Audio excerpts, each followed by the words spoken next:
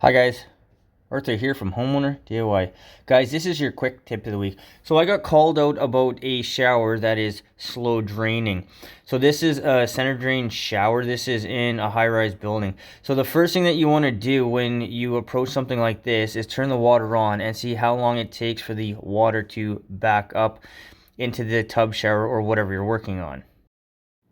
In this shower's case, it starts to back up fairly quickly, which means the blockage is very close. There is no point to send your cable down 20 feet if it backs up in just a few seconds.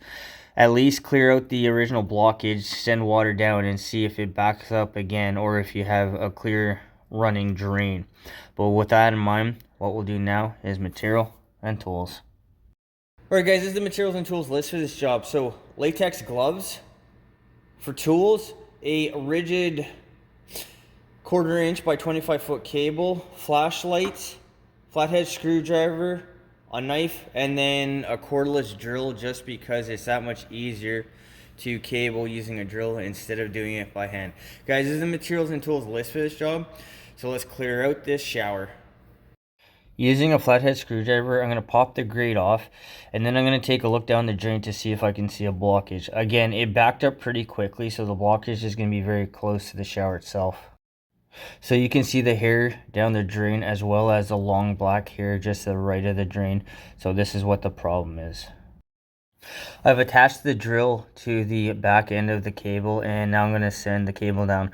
Because this is hair, you're going to be able to just pick up the hair and it'll come out as one big piece because it'll all be stuck together.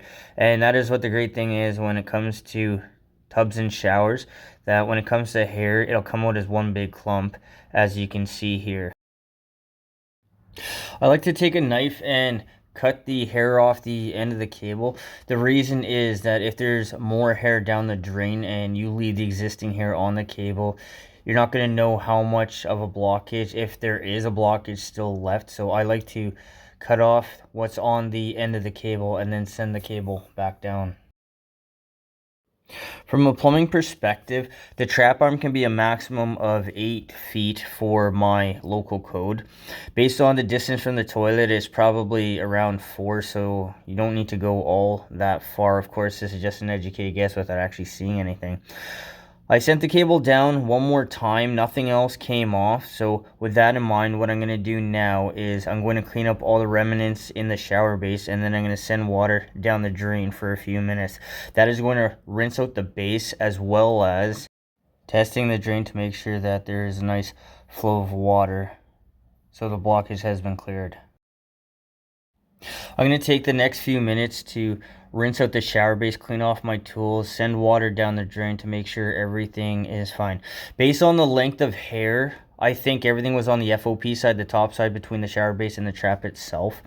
But by running water down the drain for a good 5 to 10 minutes, you're going to mimic a shower, but also clean out all of the debris and everything inside, because people don't want to see a mess after you're done.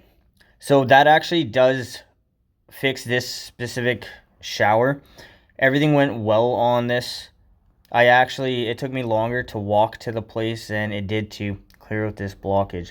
But with minimal tools, this is a DIY friendly job that you can do on your own with minimal tools, minimal investment. The first time you use your tools, you've paid off your investment, because it's going to cost more money to bring somebody out than having to do this yourself. But guys, that is your quick tip of the week.